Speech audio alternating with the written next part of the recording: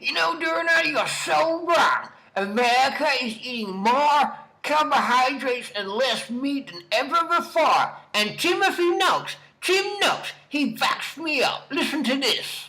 The Americans, because they listen to their government, follow this advice. They start to eat more and more and more carbohydrates, and they eat less and less protein. And there's a report earlier this year that the Americans' intake of all protein sources from animals has gone down dramatically, and their carbohydrate intake has gone up like that. See, Timmy's right. See, Durianrider, you're wrong. And there's a report earlier this year that the Americans' intake of all protein sources from animals has gone down dramatically, and their carbohydrate intake has gone up like that. And there's a report earlier this year that the Americans' intake of all protein sources from animals has gone down dramatically, and their carbohydrate intake has gone up like that. And there's a report earlier this year that the Americans' intake of all protein sources from animals has gone down dramatically, and their carbohydrate intake has gone up like that. And there's a report earlier this year that the Americans' intake of all protein sources from animals has gone down dramatically, and their carbohydrate intake has gone up like that. Exactly the same time, you know what's happened to their health. The obesity rates have matched the carbohydrate intake, as have the diabetes rates. They've just gone up like that together. And that is some of the firmest evidence that humans are not really designed to eat masses of carbohydrates. And that as soon as you take fat out the diet, you can get into trouble. So that's the medical side. I wash my clothing on my washboard, fat abs. Man, look at all that fat rippling off my arms, all that fat hanging off my arms. There's not even anything to pinch. That's all you can pinch on there. Tim Noakes, you don't have a clue, mate. Cars make you lean. But seriously, Tim, get on a plane, go to Kenya. You live in Africa. Jump on a plane, go to Kenya, and you'll get off the plane and you go, oh, I was wrong. What do Kenyans live on? Rice, sugar, a lot of sugar. Kenyan is one of the highest sugar consumers on the planet. And one of the lowest rates of heart disease, obesity, diabetes on the planet. Interestingly enough, what else they eat? We've got sugar, we've got rice, we've got corn, maize, ugali, bananas, plantains, carbs, breakfast, lunch, dinner. Kenyans as a nation, very slim. When Kenyans get fat, why is that?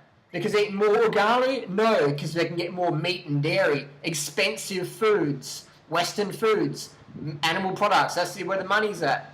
When you're a poor Kenyan, all you can afford is the basic necessities, the basic starches so you can do your job. Go to China. Now, why are 2 billion Chinese people slim if Tim Noakes says carbohydrates are the cause of obesity? China literally lives on refined carbohydrate as its staple in the form of white rice. So does Indonesia, so does Thailand, so does Cambodia, so does Burma, so does Malaysia, so does Philippines, so does Vietnam, so does Laos.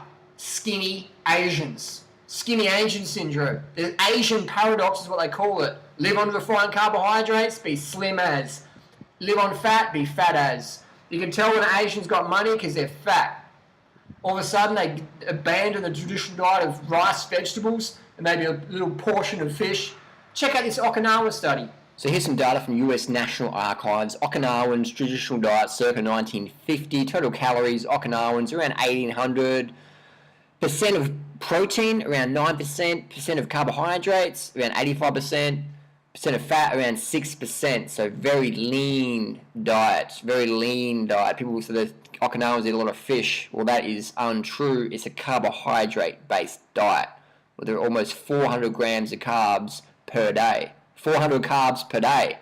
Now, people out there will tell you over 150 grams of carbs per day will create insidious obesity. So the Okinawans weren't a very active marathon runner culture, obviously. They were just happy chilling out. So a lot of carbohydrates for a relatively sedentary society, resulting in a very lean physique. You scroll down, nuts, seeds, sugars, oils, not much oil at all there, 3 grams per day. Legumes, about 71 grams. Fish, 15 grams per day, so about 100 grams per week, which is a little piece on your palm, 100 grams per week.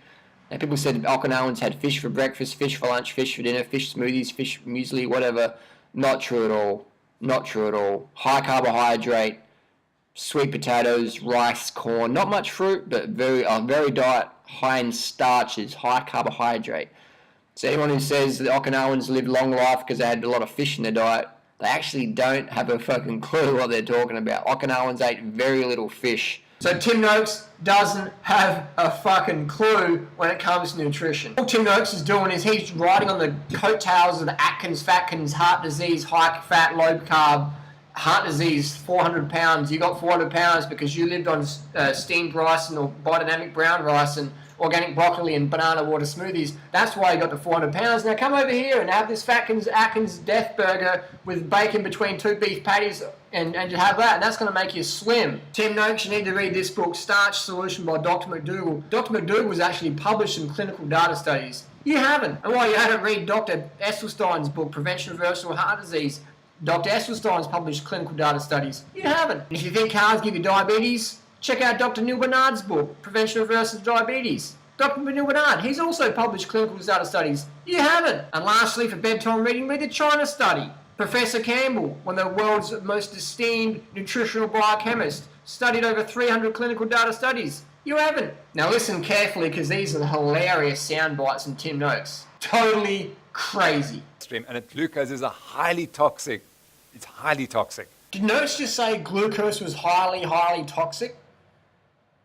And glucose is a highly toxic.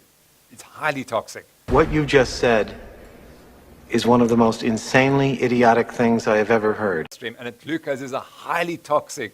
It's highly toxic.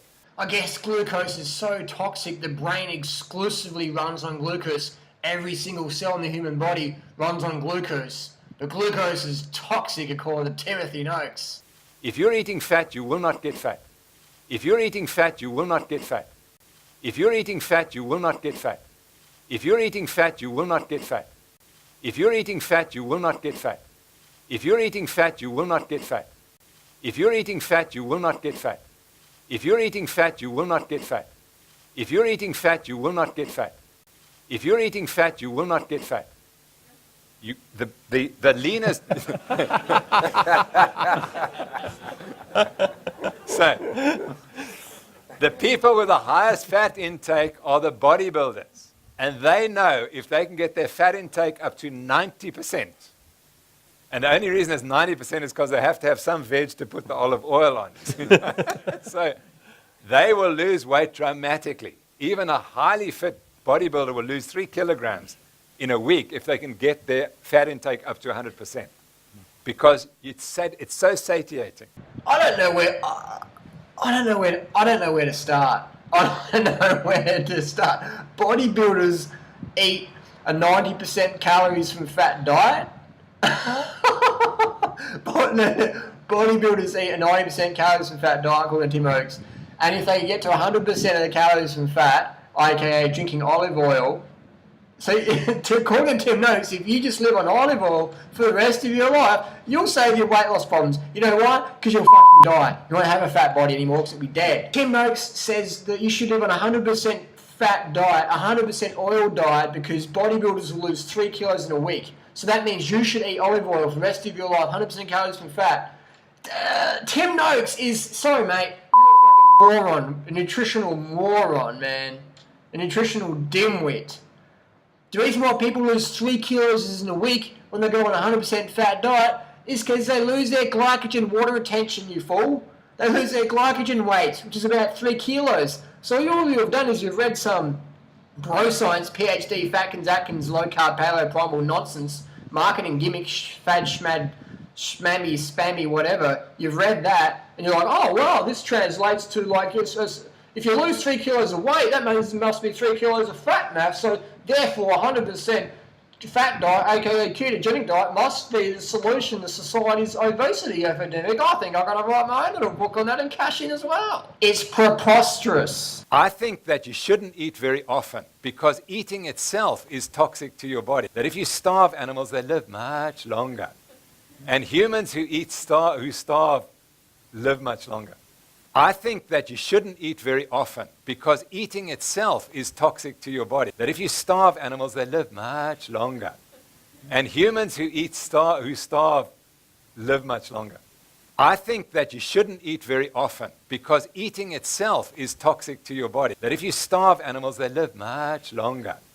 And humans who starve live much longer. I think that you shouldn't eat very often because eating itself is toxic to your body. That if you starve animals, they live much longer. And humans who starve live much longer. People say, hang on, Harley, Tim Noakes eats all the fatties once, but he's still sort of pretty slim. What's the deal with that? Well, obviously, judging by Tim Noakes' opinion on food is toxic, eating's toxic, we should starve as much as we can. Tim Noakes is on an extreme calorie deficit. I looked up Tim Noakes' diet. He eats one tiny little palm-sized meal a day. So he's probably maximum 800,000 calories a day. Doesn't matter what you eat, you're going to lose weight on 1,000 calories a day. That's less than the starvation. Tim Noakes is eating less than a 1-year-old baby.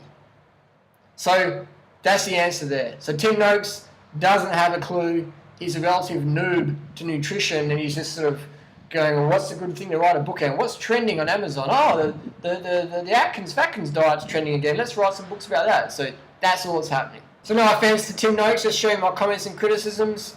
You're a nutritional dimwit right now, Tim. Get educated, read the books I mentioned, and please go visit Kenya someday and watch what the fastest marathoners in the world eat and watch how lean the nation is on high starches.